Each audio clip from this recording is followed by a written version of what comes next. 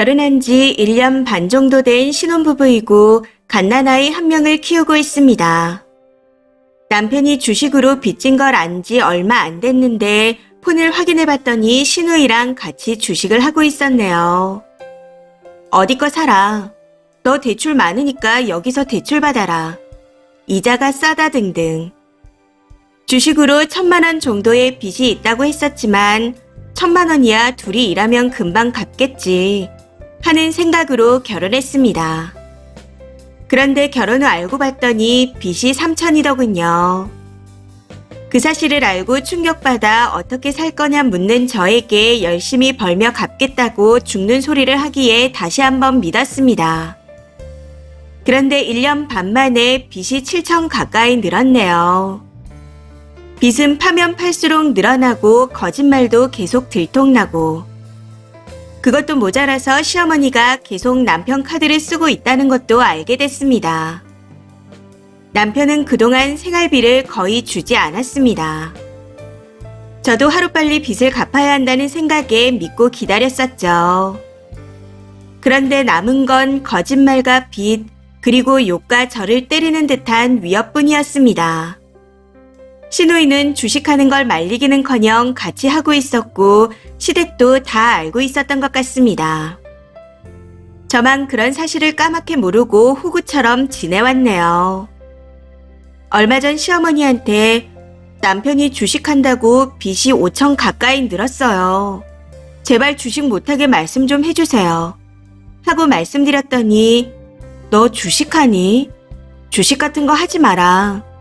이렇게 한마디로 끝내시더라고요. 신우이랑 같이 주식하는데 과연 시어머니가 몰랐을까요? 다 알고 계셨으니 그냥 한마디로 끝내신 거겠죠.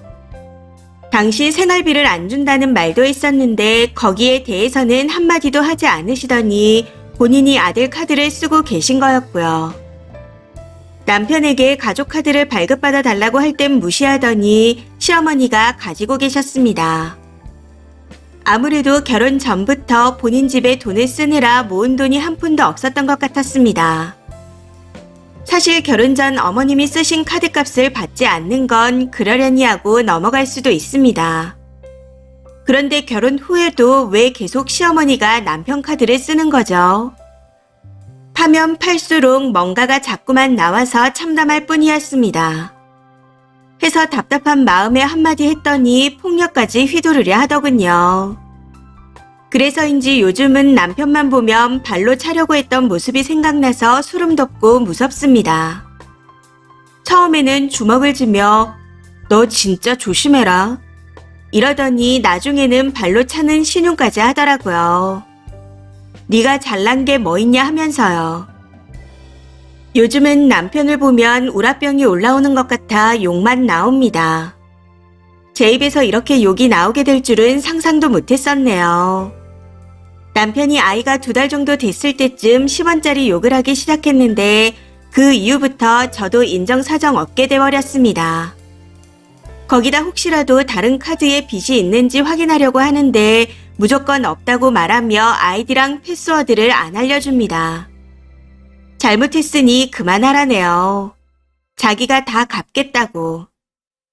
은행 내역도 아이디와 패스워드도 아무것도 알려주지 않는데 믿을 수가 있겠나요? 생활비도 달라고 해야 30만 원, 10만 원씩 입금하고 그마저도 달라는 소리가 없으면 안 줍니다. 여태까지 받은 생활비가 300만 원도 안 되는 것 같아요.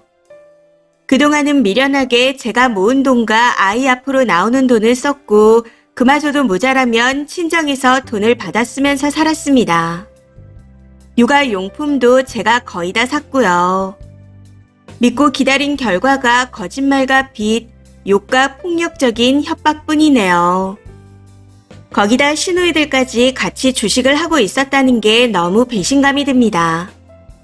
저는 이 집에서 대체 뭐였을까요?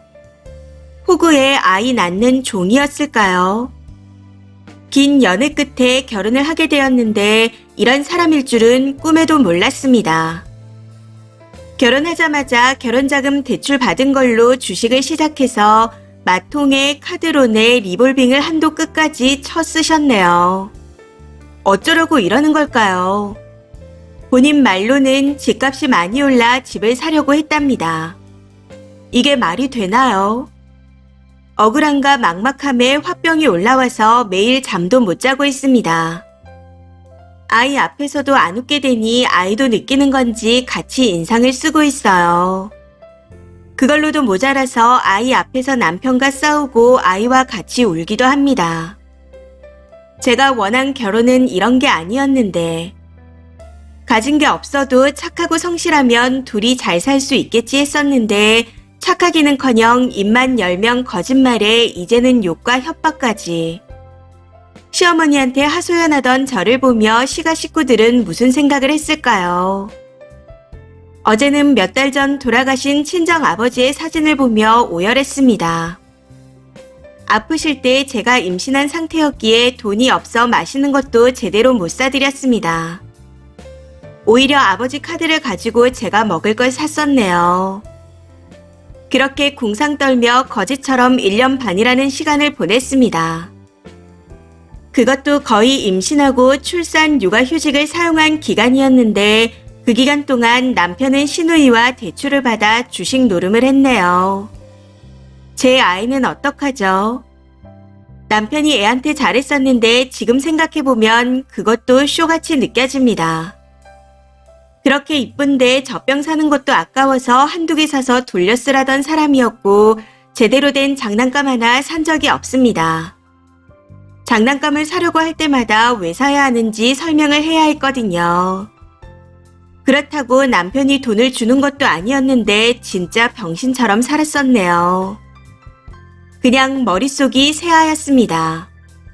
정말 미치겠어요. 친정 어머니는 처음 이 이야기를 듣고 이혼하면 아이는 어떡하냐고 하시더니 오늘은 하루빨리 이혼하라고 하십니다. 저도 이혼만이 답이라는 걸 알고 있어 더 힘든 것 같아요. 걷지도 못하는 갓난 아이를 보니 만감이 교차합니다. 육아휴직 기간이 끝나면 어린이집에 아이를 맡기고 일하러 다니면서 혼자 키워야겠죠. 이 험한 세상에서 아빠 없이 살 거라는 생각에 마음이 아프지만 저런 아빠라면 차라리 없는 게 나을 거라는 생각에 마음을 다잡았습니다. 그런데 한편으로는 내가 과연 아이를 혼자 잘 키워낼 수 있을까 하는 걱정이 들어요. 무조건 이혼은 할 생각이지만 자꾸만 걱정이 앞서는 것 같습니다. 저 잘할 수 있을까요? 댓글입니다. 첫 번째, 장담하는데 남편 빚이 절대 7천만 있는 게 아닐 겁니다.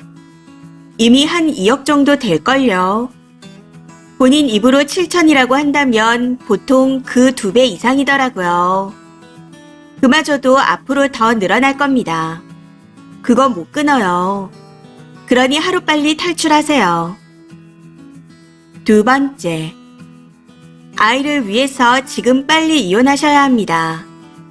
주식에 중독된 사람은 절대 빠져나올 수 없어요.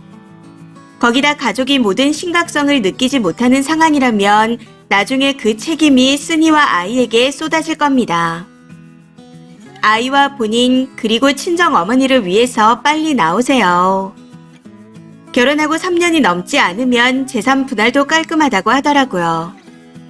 조금 더 끌면 남편이랑 시댁빚도 들어갈 수 있어요. 그러니 꼭 지금 나오세요. 세 번째, 저라면 저런 사람들 보면서 아이를 자라게 하느니 하루라도 빨리 이혼할래요. 독하게 마음 먹고 양육비며 받아낼 수 있는 건 다 받아내세요. 조용히 증거 수집하고 변호사 써서 빨리 벗어나요. 몇 년만 있어도 하루라도 더 빨리 이혼할 걸 왜 그런 고민을 했나 할걸요. 네 번째, 댓글에 그런 집에 아이를 주고 이혼하라는 분들 제정신들인가요? 아이 인생 망칠 게 뻔한데 내 인생 살자고 아이를 주고 이혼하라니요. 요즘 한부모 가정 인정받으면 정부의 온갖 혜택을 받으면서 아이랑 알콩달콩 행복하게 살 수 있습니다. 그러니 그 구렁텅이에 아이를 버리고 오는 일이 없길 바랍니다. 다섯 번째, 쓰니 사기 당한 거예요. 이혼 재판 시 못 받은 생활비도 청구하시고 사기 결혼임을 강조하세요. 이혼해도 잘 살 수 있으니 걱정 말고 당당하게 기운 내세요. 이번 사연은 여기까지입니다. 시청해주셔서 감사합니다.